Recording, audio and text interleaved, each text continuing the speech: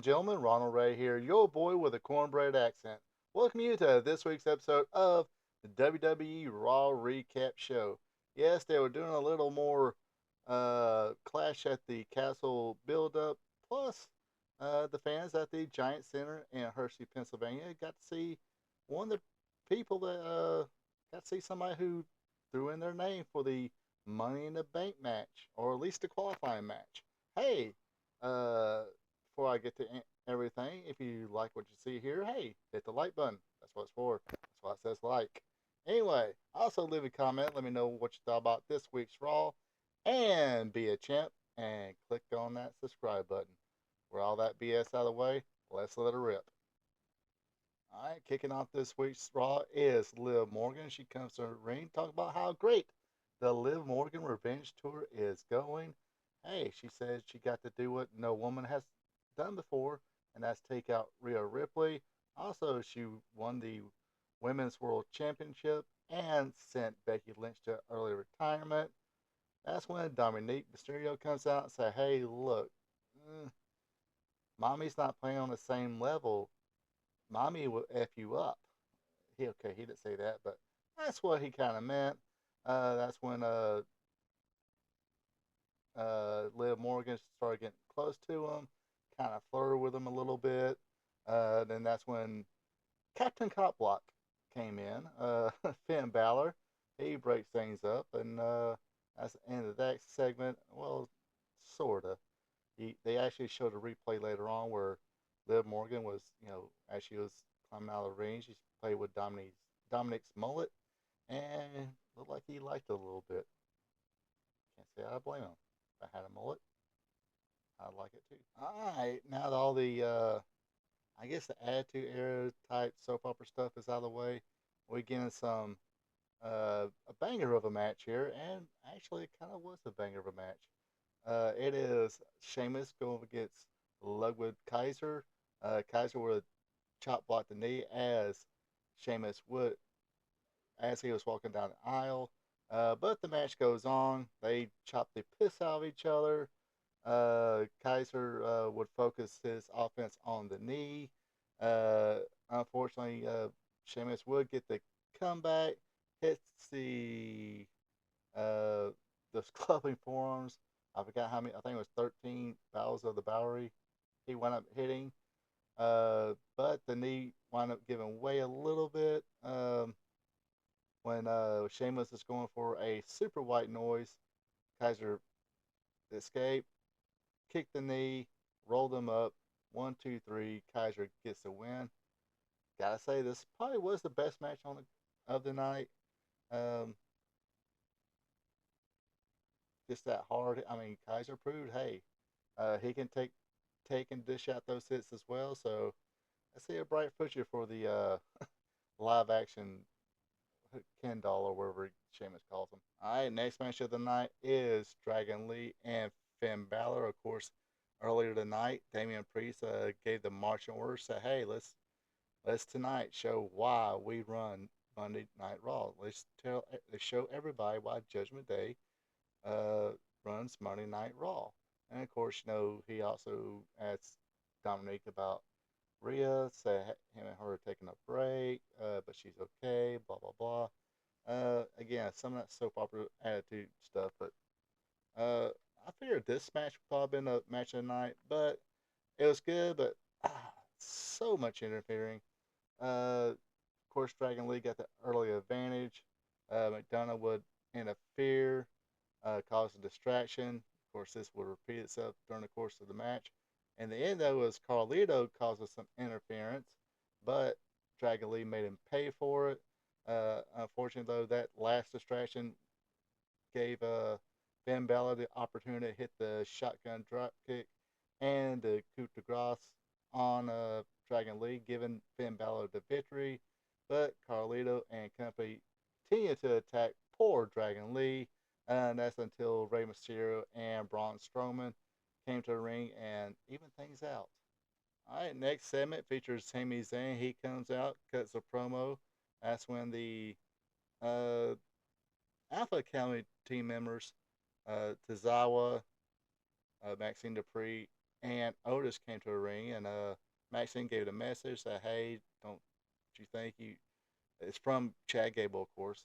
Hey, don't think you'll make my team turn against me. Blah blah blah. Uh, I want another match for Intercontinental Championship. Sammy said, okay, let's do it. Uh, but then Sami Zayn told the Alpha crew members that, hey, you ain't gotta put up with Chad Gable's stuff. But as he was doing that, Chad Gable came in from behind, attacked uh, Sami Zayn. Uh, Again, he ordered Otis to deliver a clothesline, but Otis did not do it again. Smacked Otis around a little bit. Tozawa stepped in. Then when he Chad Gable was chilling at Tozawa, Dupree came in. She got on her knees and begged, as Chad Gable, told her to. Otis would step in again. Again, those guys were showing unity against Chad Gable.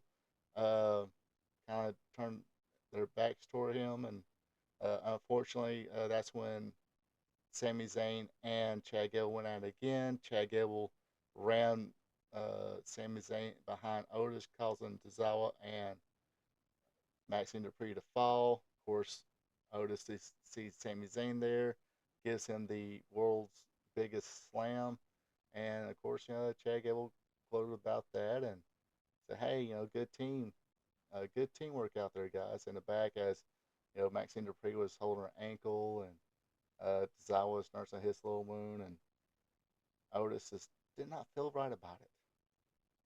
All right, next up we got Ricochet versus Braun Breaker. Pretty good match here. Wasn't too long. Don't need to be. Uh, Ricochet, he got all his stuff in. Uh, but Braun Breaker would show his athleticism as well. Climbed on the top rope, gave Ricochet the Super Frankensteiner, then sealed it off with the spear. Gosh, I wish they'd give him another move besides the spear. We already got a person that uses the spear. Actually, we got two other people who uses the spear. They're not there right now. Of course, they're probably, I think, injured and taking a vacay. That's Roman Reigns and Bobby Lashley. Lashley does use a hurt lock a few times, but still uses a spear quite a bit as well. So we don't need another person doing a spear. Just can you give the guy another move? I mean, he's a beast. I'm pretty sure. There's some other move you can give him besides the spear. I mean, his looks devastating, especially how fast he can run towards you and how fast he hits the ropes to hit a spear. But still, give him another move. Anyway, Braun Baker was still giving Ricochet a whooping. Was about to throw a piece of the steel steps at him, but security and Ilya Dragon came in and made the save. And looks like next week it'll be Ilya Dragon against uh, Braun Breaker in a match. Should be a pretty good, hard hitting match as well. So, um, yeah, that's about all I can say about that. All right, next up, ladies competition. We got Natalia going against newcomer Kiana James. This is her main roster debut.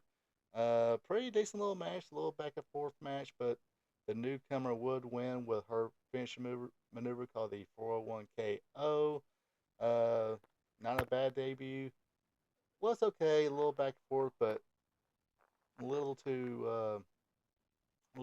choreographed from my point. It wasn't as smooth. Uh, Definitely look like two up and comer indie guys. No offense, because they're learning. These people on the main stage, they should know how to sync up real quickly, but they didn't really sync up that well. But was not really you know any botches as well. Just kind of tell where the other one was going. A little too, like I said, a little too choreographed. Like I said, a little like a couple rookies in there, trying not to botch and make sure everybody's safe. But sometimes you gotta learn how to be smooth, especially when you're on this stage. All right, next up we got Braun Strowman against Carlito. Uh, Carlia would get a few shots in, but didn't really face a big guy. Braun Strowman would win with the reverse choke slam. That's when the rest of the Judgment Day, that being uh, JD McDonough and Finn Balor, they come in and attack Braun Strowman, but he would hold his own for a little bit. Uh, Dominic Mysterio trying to hit him with a chair, and Braun Strowman swallowed that out of the way. He was trying to go after him, but Little Miss Liv Morgan kind of got in between, and Braun Strowman wasn't going to hit a woman, of course. Of course, that gave the Judgment Day an opportunity to attack Braun Strowman some more, get that chair, uh, work on a leg with a chair, look like trying to injure the big guy with a chair, or the big old some bitch, as Pat McAfee would say. Of course, a little flirtation going on again between Dominique and Liv Morgan, and Mr. Cop Block Finn Balor lives up to his name. He blocked Dominic Mysterio again, but maybe he just needs to step off sometimes. All right, next up we have the WWE Women's Tag Team Champions, Jade Cargill and Bianca Belair. They say hey to the Raw crowd, so we don't get here that often. Also said, hey, we were actually invited, and the team that invited them was Zoe Stark and Shayna Baszler. They said, hey, let's do this right here, right now. Adam Pearce said, hey, I'm not going to step in the way. Give me a referee. This is for the title. Let's go. They went at it. The champs got to show their double teaming maneuvers first. Did some good work here, not bad. Um, but they got their little shine, as did the challengers, got a little shine too. Uh, Bianca Belair would hit the KOD on Zoe Stark. And as soon as that happened, here comes the voodoo devil worshipping chicks. I don't know their names, or I don't know if they have a tag team there, but Fire and Dawn would come out, attack the champs, and it's pretty much a 4-on-2 situation with a little stare down between Stark, Baszler, and Fire and Dawn. So I can see a three-way coming in our future, possibly. All right, music hits. Jay Uso comes out. He's hanging with the crowd.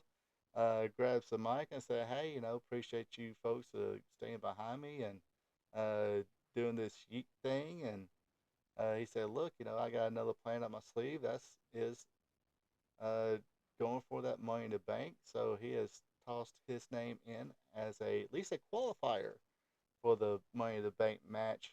There was a backstage interview with Lyra Valkyrie. She did the same, but was attacked by Io Sky. And it looks like next week there will be a match between Lyra Valkyrie and Io Sky.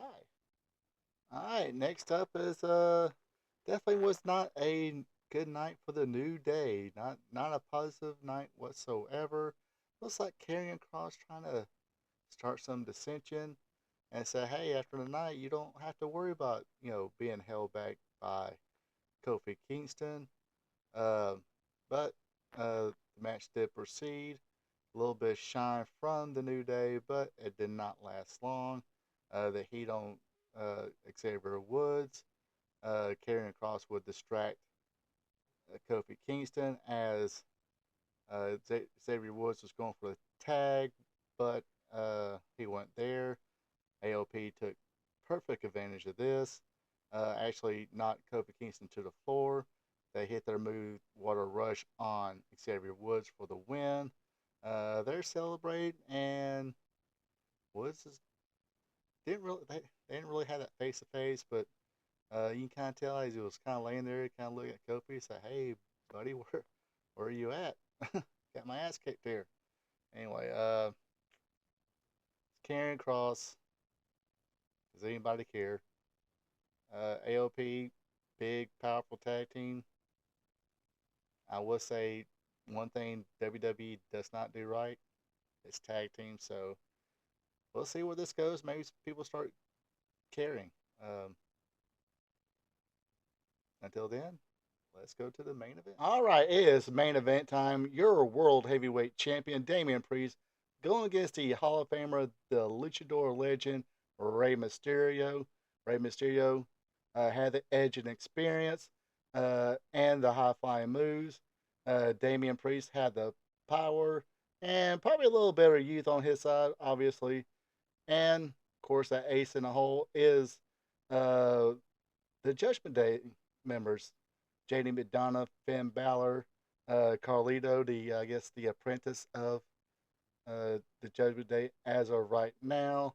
Uh, they would have, start putting a whooping on Dragon Lee. Uh, Rey Mysterio would see this and get distracted.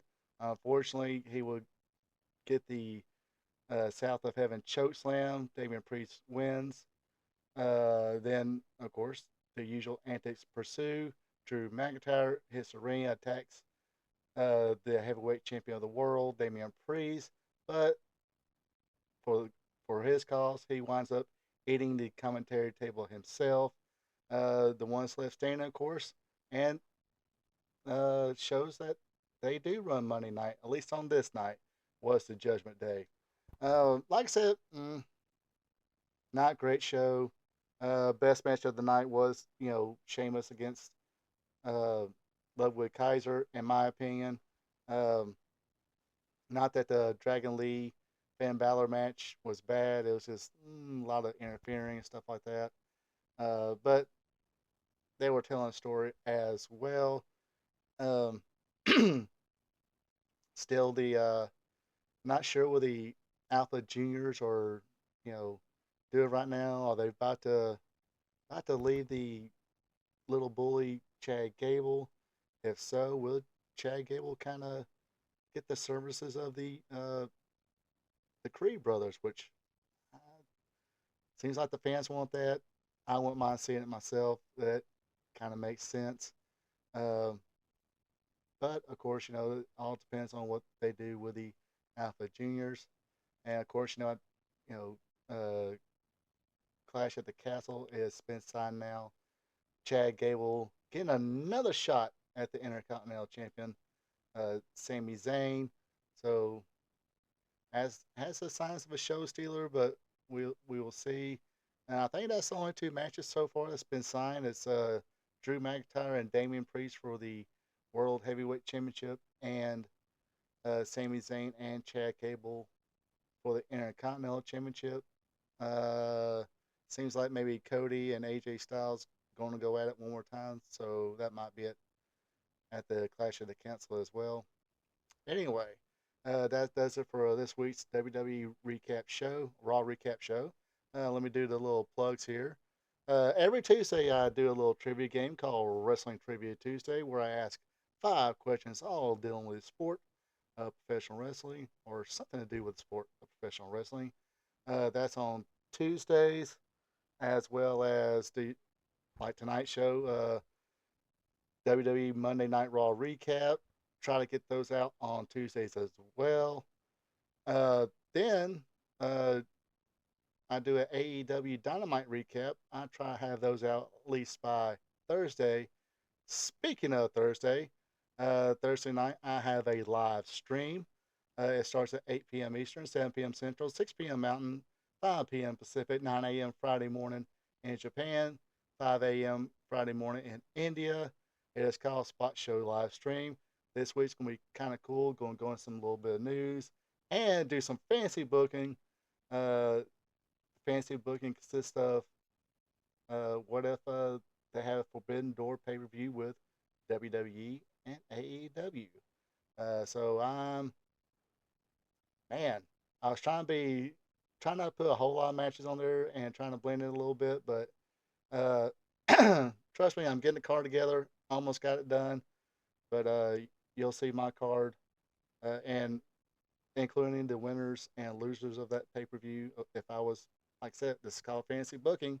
So, yeah, come along, join the chat, write down a few matches that you would like to see if that pay per view ever happened. And like I said, we're just going to do some fancy booking. If the current product is not your thing, you like the classic stuff, hey, join me on another live stream Friday nights. It is called Wrestling Gold Friday Night. Starts every Friday at, can I say Friday enough? Anyway, Friday nights, 8 p.m. Eastern, 7 p.m. Central, 6 p.m. Mountain, 5 p.m. Pacific, 9 a.m. Saturday morning in Japan, and 5 a.m. Saturday morning in India. Like I said, that's it for me this week on AEW Recap. Hope you folks have a good one and take it easy.